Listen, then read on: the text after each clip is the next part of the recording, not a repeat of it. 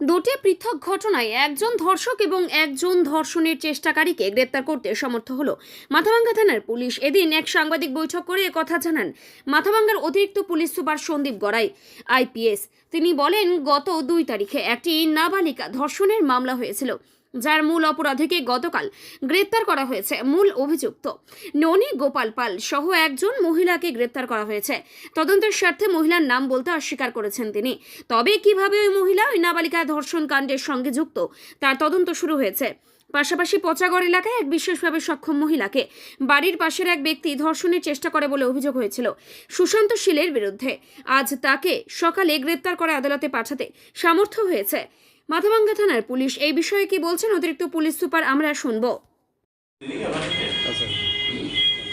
গতকাল বিকেল 4:30টার সময় সুশান্ত সিং বলে একজন ব্যক্তি, যিনি থাকেন পচাগড় জিপির অন্তর্গত বড় কাওয়ারডারা বলে একটা জায়গার মধ্যে, তো উনি ওই সেম লোকালিটির একজন মহিলা বাড়িতে যান। মহিলা কথাবার্তা বলতে পারেন না, তো ওনার বাড়িতে যান এবং তখন বাড়িতে কেউ ছিল না মহিলার বাড়িতে। তখন সেই অনুপস্থিতির সুযোগ নিয়ে উনি মহিলাকে ধর্ষণের চেষ্টা করেন এবং চেষ্টা করার পরে উনি মহিলাকে কিছু টাকা পয়সা দেন এবং ভয় দেখায় যে এই কথাটা যেন ওই মহিলা কারোর কাছে না বলে।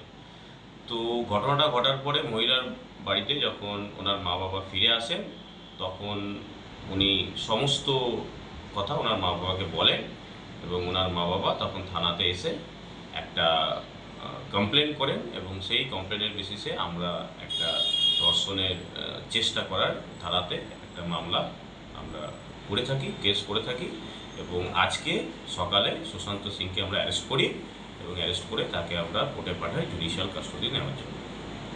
আমরা তাদেরকে জুডিশিয়াল কাস্টডিতে রেখে দিচ্ছি। এটা পচাগড় জিপি মধ্যে পড়ছে, বড় কাওয়ারডেরা বলে যে জায়গাটা আছে সেখানের মধ্যে ঘটেছে। ওনার বয়স 33 বছর।